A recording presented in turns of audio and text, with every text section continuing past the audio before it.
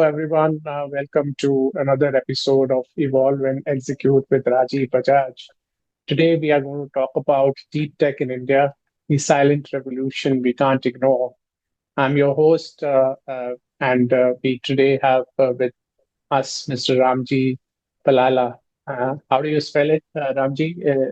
Is it uh, Ramjee Pallela. Yeah.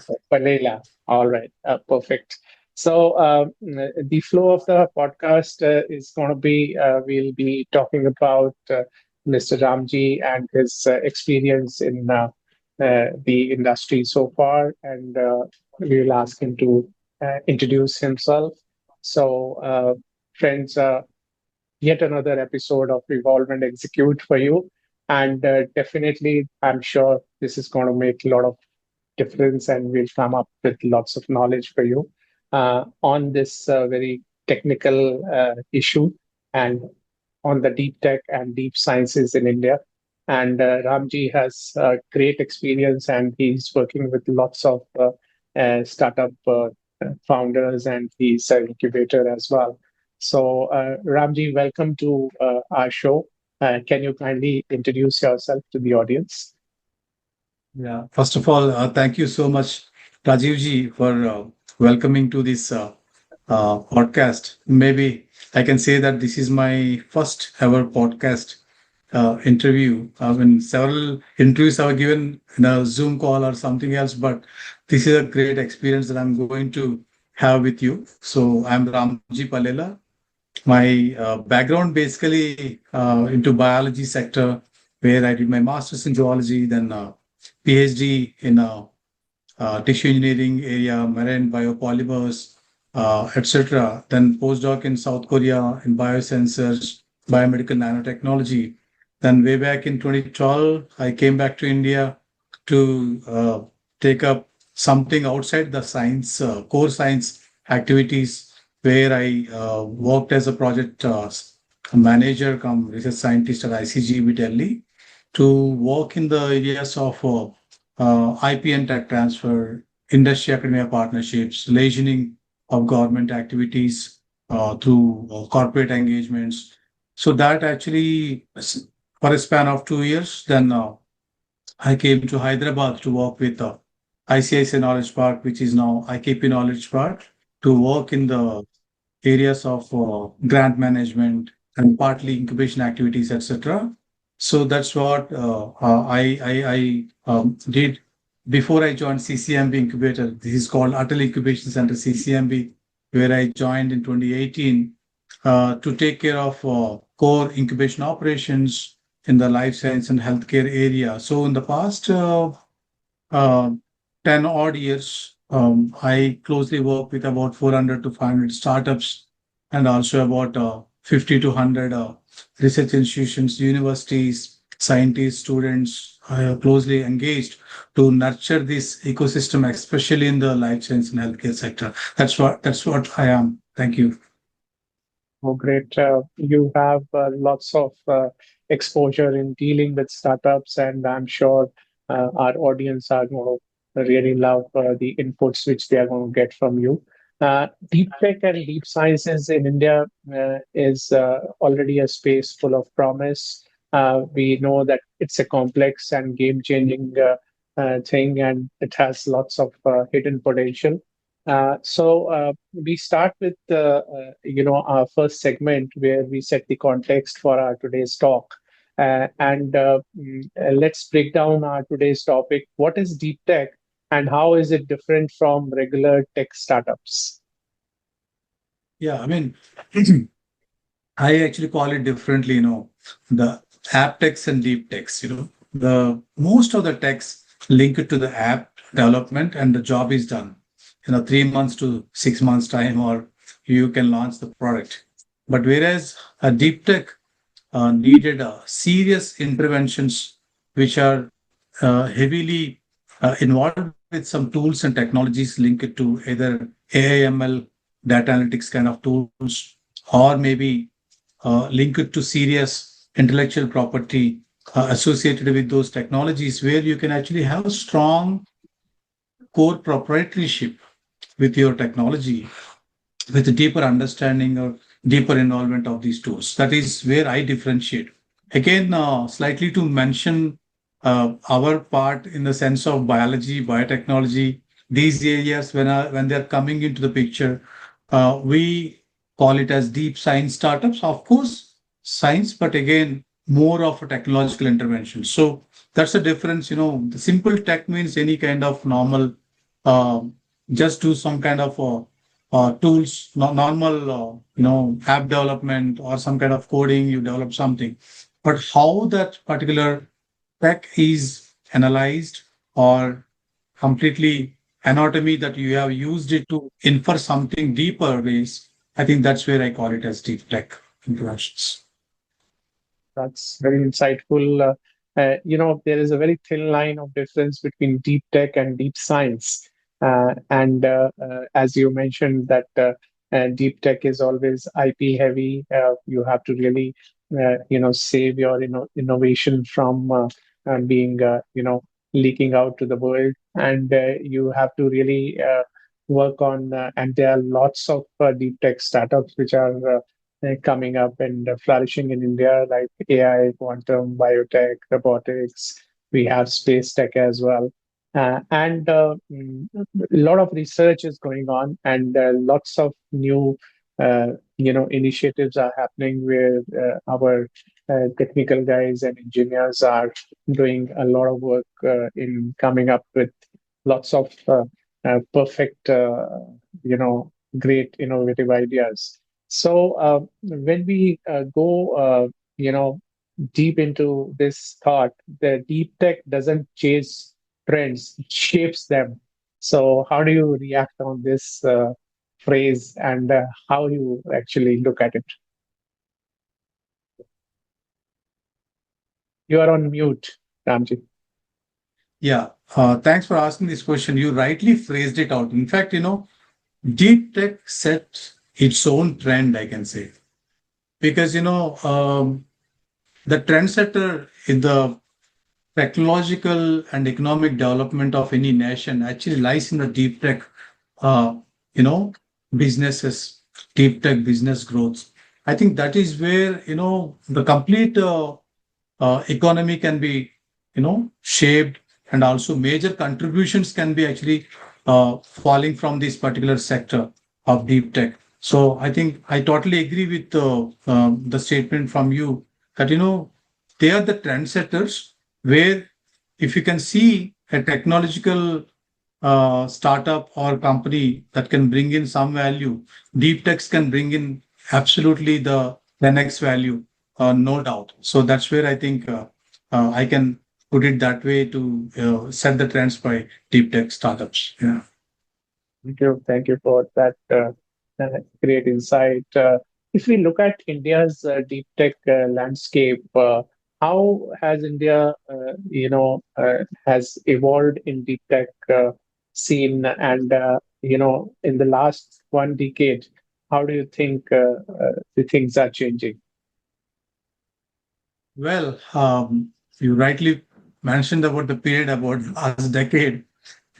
Exactly that time when I came back to India with major hopes of addressing or contributing my expertise to this sector as a manager, as a scientist, starting with biofuels that time. For example, major mission programs are running at the time, and we reached to some level because not getting the solutions fully. That's one sector, and slowly again, the biotechnology, one area that I can address in this conversation, that uh, industrial revolution, where you see the IT sector or maybe other real estate sector or maybe film industry, the OTT realization, for example, what kind of uh, AI tools or such kind of technologies are coming up.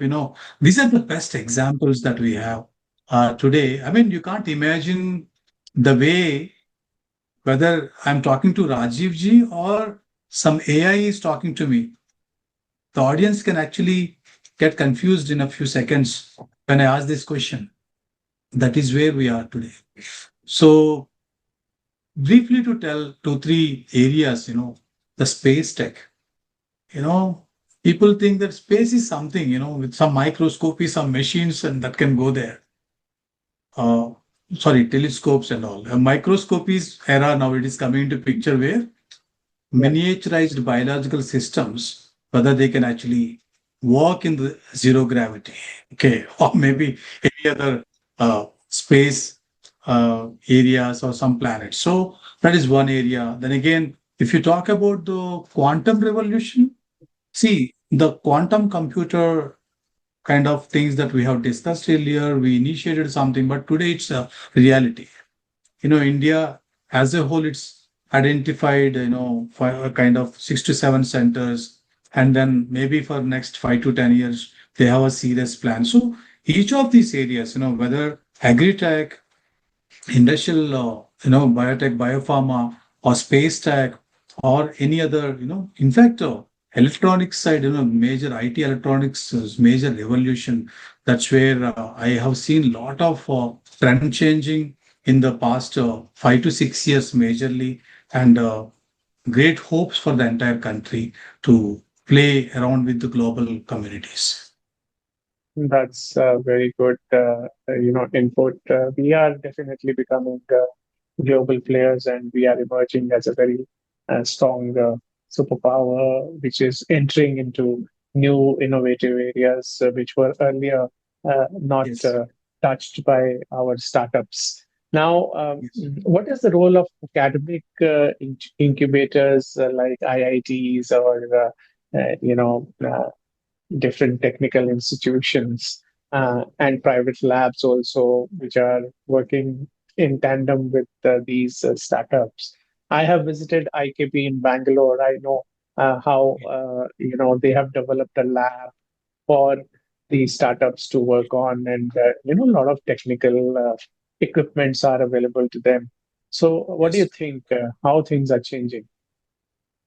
Yeah, I mean, like CCMB, our host organization, I think academic institutions, all IITs and including IISc, and also part of some of the IISers and the IITs. So the government, even Triple IT, you have seen Hyderabad Triple IT and Delhi, etc.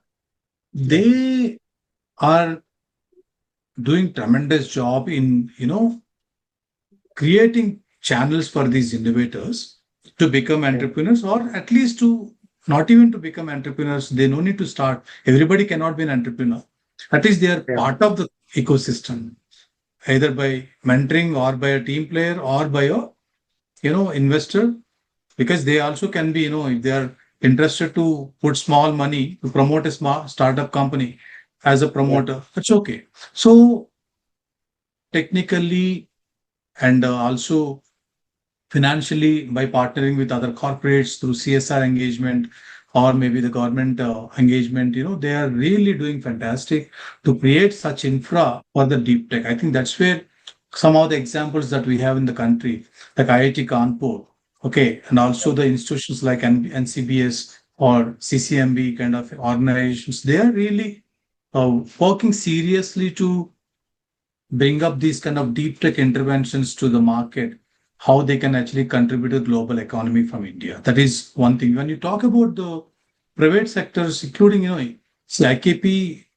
because my former organization, that is great that you visited there about 10 years before exactly when it was established there. That's a kind of one super model incubator. Right time it is needed for innovators at the early stage to fiddle around with their ideas and their prototypes to come up with their beta testing done in some hospitals or maybe some agriculture areas, etc. That's where we have got a lot of examples like that. So yes, I think that's a learning from past 7 to 8 years from these institutions across the country to contribute to the deep tech ecosystem. right. How is the government support helping in shaping this? They have lots of schemes like BIRAC, Nidhi Prayas, and things like that. So, what do you think? How this is helping the deep tech Yes. system to evolve?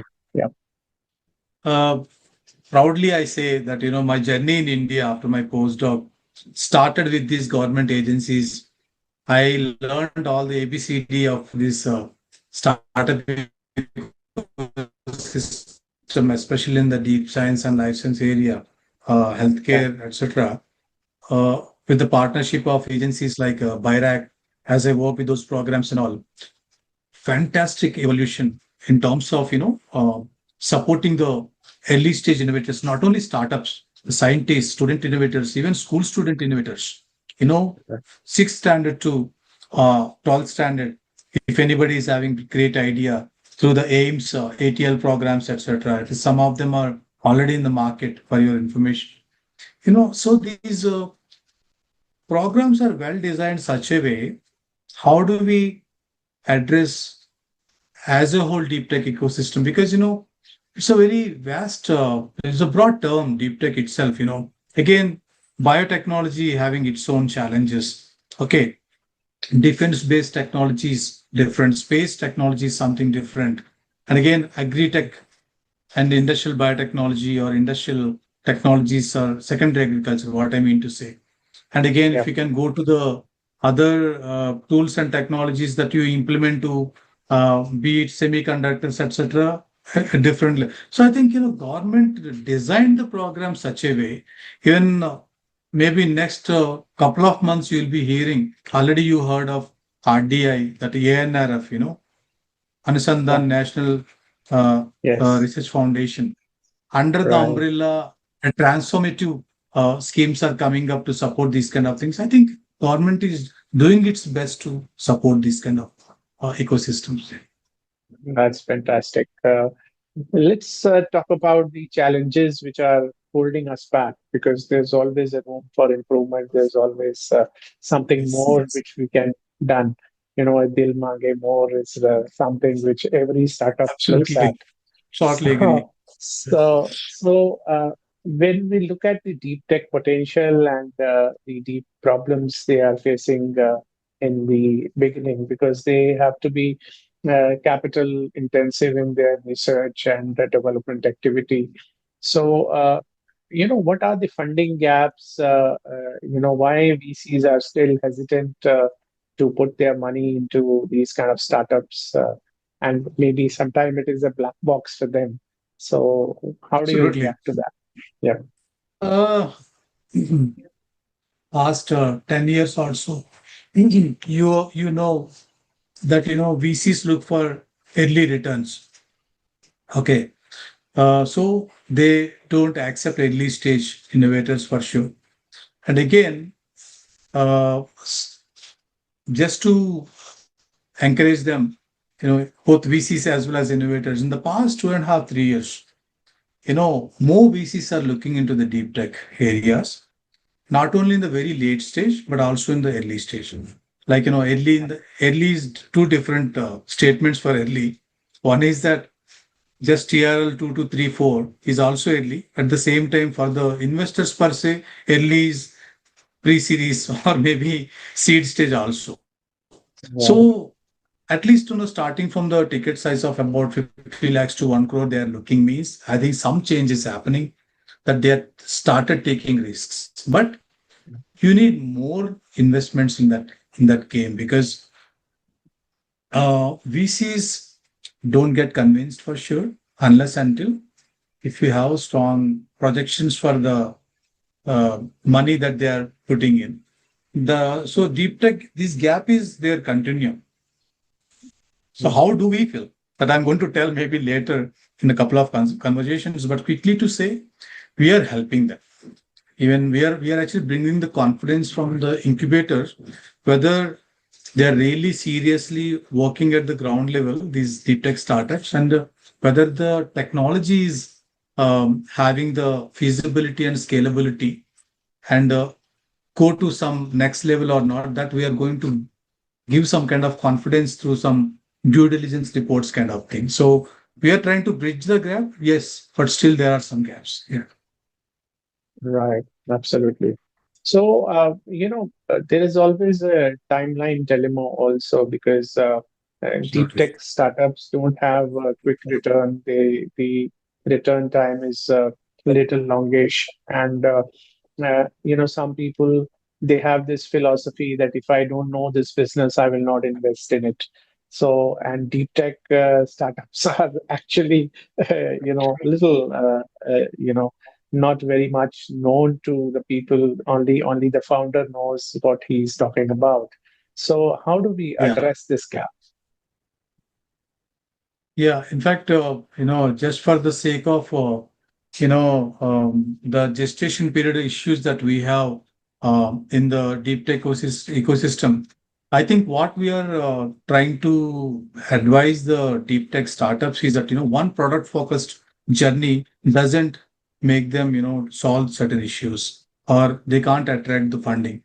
I think they should be, when the startup started, for example, today, at least by next 1 year, 1.5 year, they should be realizing to have at least 2 to 3 products where some low hanging fruits can be foreseen by next 2 to 3 years, so that that can actually stabilize your investment. Then the VCs are very smart. They may be expecting 3x, 5x, or 8x, whatever. At the same time, they see whether the company is really sustaining itself. What are the small revenues that can sustain for next 5 years? So even if it is a long gestational period, yes, they'll understand about the team strengths and also the company strengths to consider for addressing these gestational gaps. That's what my quick pointer here. Right, right, right. Absolutely, you are very right. Do we have a need for domain experts or cross-disciplinary founders? Do you think this will help the situation? Yes, absolutely. In fact, the scientists that are starting this deep tech company doesn't have the business experts or the MBA grads or core BTech guys, non-biology. I'm talking about healthcare and biotechnology. For example, here they may not be knowing much of the technical part of it or clinical part of it. You take it that way because 50% of the solution you talk about either linked to the hospitals and or diagnostic centers, etc. So how do we solve this? That's where we matchmaking with those relevant experts, mentors, and also co-founders. So I think you must have to uh, bring them to the same platform. Co-founders agreement issues, all these major problems. I'm telling you, 70 to 80% of our innovators, the startup deep tech, they're all scientists or maybe having the mindset from the scientific background. So that's Yeah, where we have to look at differently to you know get the multidisciplinary team for them where this can have some kind of provisions for next 3 to 5 years to sustain.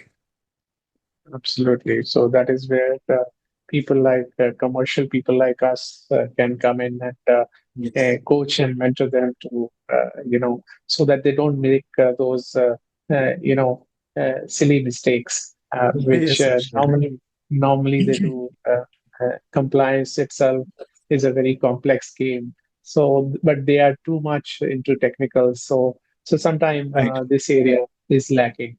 So, is there any regulatory ambiguity about, the deep tech startups, or things are all in place? So how do you look at it?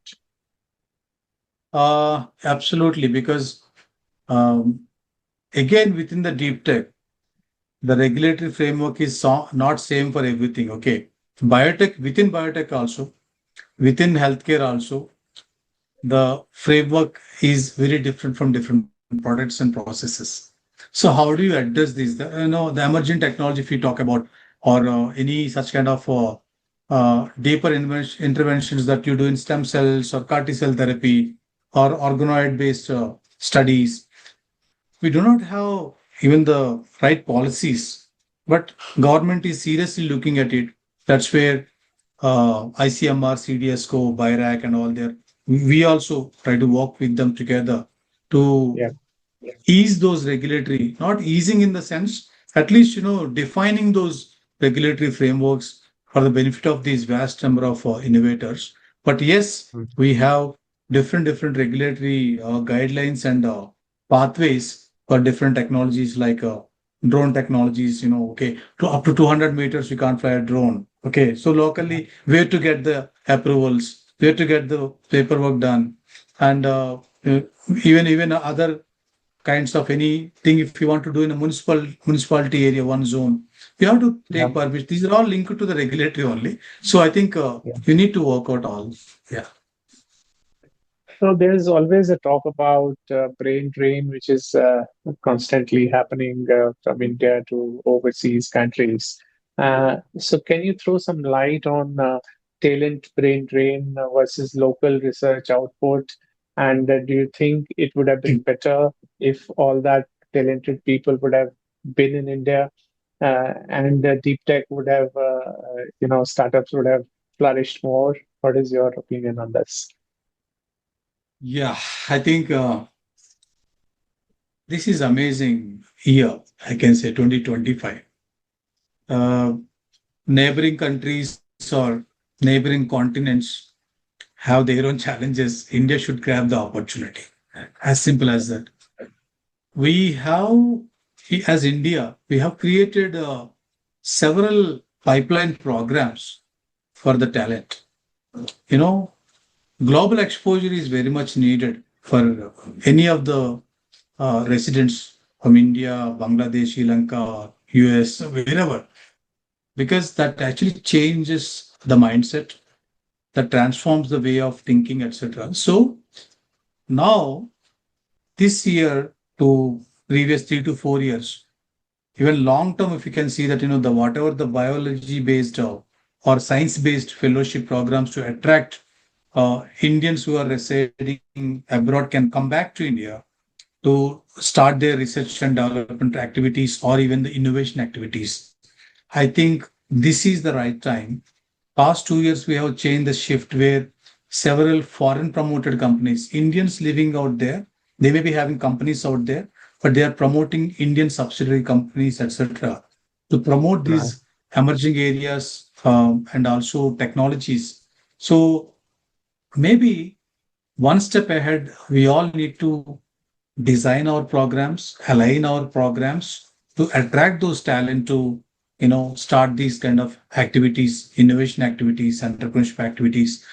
There is a lot of scope. By next 5 years, I think you will be seeing great shift into this game. Yeah. Perfect. Perfect. I think Indian minds are considered to be very sharp, and we have lots of our IITs doing wonders in other countries.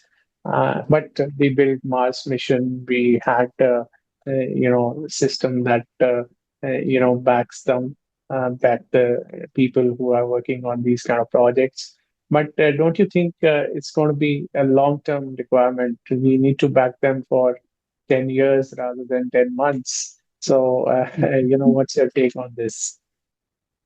Uh, yeah. See, I was discussing yesterday with someone that, COVID made us to a bit speeder, either in our thinking or in our action. But again, after 5 years of COVID hit, now we are almost came back to the normal. Why? Yeah, If yeah, we question ourselves, I think the momentum we should not miss it or lose it. The momentum should be carried with the learnings from COVID times, pandemic times. Then only we can actually achieve that 10 years mission that can be done in 10 months. I think that's a very slow change that we are having. Otherwise, we are very, I mean, at least 10% of the people, if they can carry this momentum, I think India will be definitely reaching to top in the global scenario by next 3 to 5 years. that's a very good news. I'm sure it's music in the ears of all those who Yes. want to invest in deep tech space. There are a lot of opportunities ahead in this area. So, what's India's push towards self-reliance? Why deep tech is critical now? What's your take on this? Uh, let me give an example. The COVID times, that actually make everybody aware of, Atmanirbhar Bharat and, the self-reliance manners, how we need to look at our own problems to bring solutions where those. So in this scenario, we can't actually stop the import 100% from abroad, be it our uh, China, our neighboring countries and all. But yeah, you need to look at those avenues and opportunities well segmented. These are the areas our strengths are there. We can, so if you can define them very well, that, yeah, this, we no need to depend on someone else, some third party. Um, you can actually step by step make our own things, do our own businesses without depending on third party resources. That is one thing. Second thing, one example I can tell, what is the end to end solution that you are creating and what are the resources that you need end to end. If you can able to make that framework for your startup or even any organization, I think if you can address 60 to 70%, you are self-reliant not only for your organization but for the entire country. That's my quick point for that. absolutely, absolutely. So rising interest from defense, manufacturing, and health sector, and all, of course, the export potential also, Yes. which is there, uh, especially the IP-led technologies. So, how do you think are we progressing on the right at the right speed, or there's something more to be done? Um, Defense at some level, we understand, where we are, what are our strengths, and you got a lot of confidence now in the past 2 years, I can say. If you can see, Honorable Prime Minister, his Yeah, focus how to make defense entire defense sector to the next level. Uh, that's one thing. Manufacturing sector, what we expected, what we thought in the past 5, 7 years or 10 years, we did not reach to that level. So that mhm. is where, if you here in the ecosystem, people started talking about it much because the self-reliance is linked to the in-house manufacturing activities and that particular sector. If you can address that well, I think 50% of our problems can be solved here. So Yeah, that's picking up. And yes, health sector, um, we have our own roadblocks. Sorry to say this, but you know, we follow several regulatory, guidelines or maybe platforms from Western countries and other European countries, etc. But still, if you can able to work out on our own policies a bit stronger manner, and also our own regulatory mechanisms, and also provisions that can be adapted by government agencies or government clinics, etc. At least you can yeah, contribute to 20 to 30%. So these deep tech interventions are there when you are not able to provide global platforms just like that. At least locally you can support them, right? So the government procurement can be done. So there are no some specific strategies on that. If you can able to work out on that, probably we can help health sector in the country.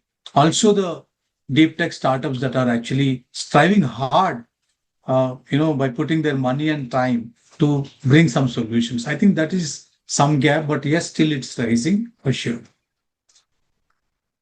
right. I think lots of collaborative effort is going on, and global academic and industrial players are also showing a lot of Yes. interest in investing in India or putting money on the Indian talent, and they are helping startups in India. And a lot of young PhDs, researchers are turning founders. So, how do you think this is a healthy trend, and how it's likely to go as we go by in the current situation? Mm, this is slightly better when you have this uh, research to translation, whatever the academics to market. The spin-off model, the terminology spin-off is not still anchored well in Indian community for sure. It's only seen well in the Western countries. but the Yeah. actual spin-off terminology is not well anchored here because of inefficient way of transferring the know-how. Forget about IPR. See, actually, deep tech, everything is linked to IP. Basically, if you want to do Yeah. a business out of science, you need to have a strong IP. That's a well-known fact for everybody. Still, Yeah. even if you can't make an IPR, if your know-how is stronger, are there potential partners? They can take your know-how. Okay, and that is not efficient in Indian communities to actually transfer this particular know-how or IP to those takers. I think that's where we failed actually. So still government is trying with a lot of such provisions and platforms that they are giving. But I think we need to still accelerate this particular sector. Thanks for pointing out this particular aspect because this is a huge gap that we have. And though we have PPP models and industrial partners, bits and pieces, it clicked well, but I think it should be more, a lot more. Yeah. Oh, perfect. I think you really hit the nail on the head. So, next unicorns may not come from quick commerce, but from labs. And that's what I think our government is also talking about. I heard the commerce minister talking about it in the Yes. startup Mahakumbh, and Papa that became Mahakam, yes. became a headline. So now we come to the rapid fire segment of ours, where we will ask you one quick question and only maybe one liner kind of a reply we expect from you. So this is definitely going to be making things interesting for our viewers. So first question is one deep tech trend that gives you goosebumps. Oh, deep tech trends or deep tech company, I can say. Whatever, So, whatever. yeah, I mean, simplest way of using our own, microbes to convert any kitchen waste to biogas. One example is GPS renewables. Just Mhm, last month, they touched 1,000 crore revenues. mhm, It's started with some 4 or 5 people. So because energy, basically the trend I can say is that yeah, energy sector, though EVs and many things that are happening in the world, especially India also, we can see it's emerging so nicely and strategically, yeah, two-wheelers to four-wheeler, whatever. So this particular company, GPS Renewables, for example, kitchen waste can be converted into biogas so that that can be a continuum process and low cost and less space occupying machinery. Now, the 4 5 member team is now 400 to 500 member team, and they just gone global with multiple segments they worked, not only hotels, but also with other chains of Akshay Patra kind of people. So mhm, this is the real solution. This is a real impact. So that actually, when I came to know that the first raise of money that raised from Caspian, for example, in the bigger level, mhm, mhm, so those few $1 million, and then again next round of money, all working capital investment. That's it, and yeah, they just give the solution to the globe. So that is one example, so such kind of things really bring goosebumps, how yeah. the smallest solution can bring larger impact, global impact. Yeah. Awesome. Perfect. Startup you wish to have invested in, but you missed out. Ah, startup again. Actually, this example I want to give about this GPS renewable kind of startup Okay. only. Okay. So All right. just we already gave the name. Yeah. Yeah. Lab or boardroom, where would you rather be? Though my mind dwindles between labs actually, because Yeah.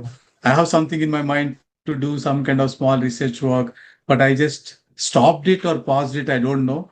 But now I'm more inclined towards boardrooms than labs. Yeah. All right. Perfect. That's the right progression. So one book every tech founder must read. I generally don't read much books for sure. Okay. I don't have the habit of reading books, but I think every founder, especially these deep tech people, we may be doing boot camps, design thinking activities, etc. Like, Mhm. Peter Drucker and Eric Ries, I think their books are the best. That everybody should know the Yeah. basics of business, basic pillars of business, and the idea, thought process, and design thinking. That's one thing. Yeah. And recently, I mean, just last week, I just gone through one article, a well structured article. I think 2025 current generation of innovators must read a lot of content. 90% of the content is uh, touching your heart, actually. You may be correlating and relating. That is actually Mhm. Rethinking Venture Capital, a strategic lens. That's the book name. So, Mhm. May 2025, it is published. And you can see those speakers not only from the management side, but also they are from the life sciences sector, healthcare sector, other business Oh, sector. Venture capital sector. I think that everybody should read it. Thank you. oh, that's a perfect input. Now, what is the India's unfair advantage in science-led innovation? Do we have any advantage? Um, See, science-led innovation is always exciting.